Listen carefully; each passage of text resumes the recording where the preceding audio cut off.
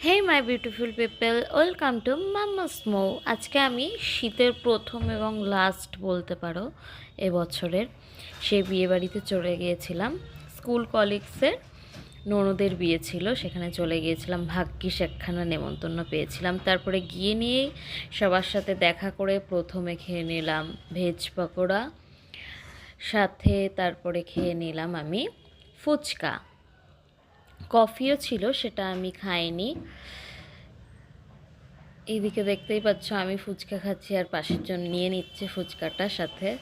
তারপরেই মেন কোর্সে বসে গেলাম। প্রথমেই ছিল ডিমের টেবিল। সবার খাওয়া দেখাচ্ছি, কিন্তু আমি শুধু আমার খাওয়াটা দেখাচ্ছি না, অপোজিটের পাতে যারা রয়েছে তারাও দেখাচ্ছি তাদেরটাও। তারপরে স্যালাড পড়ে গেল, এখন আমি শসা খাচ্ছি। তারপরে ছিল হচ্ছে নান, সাথে চানা মশলা। নানটা তো অসাধারণ সফট ছিল, খুবই সুন্দর লেগেছে ওটা খেতে। শুধু আমি নান খাচ্ছি সেটা দেখালে তো হবে না, আমার সুপর্ণাদিও তো খাচ্ছে, সেটাও দেখাতে হবে। তারপরে চলে আসলো সাদা ভাত, ডাল, তার সাথে ছিল হচ্ছে আলু ভাজা। আলু ভাজার মধ্যে কিছু চিড়ে ভাজাও ছিল অবশ্য, কোনো অসুবিধা নেই ব্যাপারটা।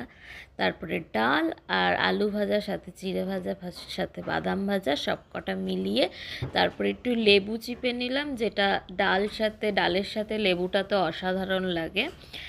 তারপরে মুখে পুড়ে দাও, আর কোনো কথা হবে না, জাস্ট লেবুটা কি পরিমাণে চিপছি।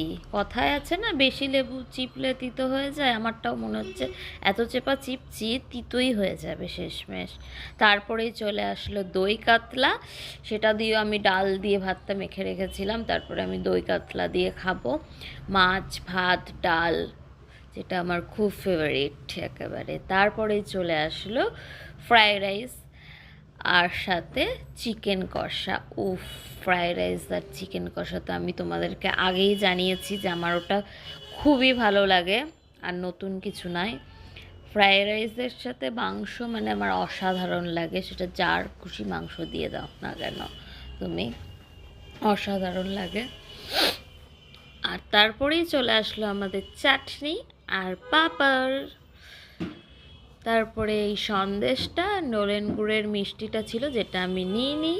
তারপরে রসমালাই দিয়ে টাটা বাই আজকের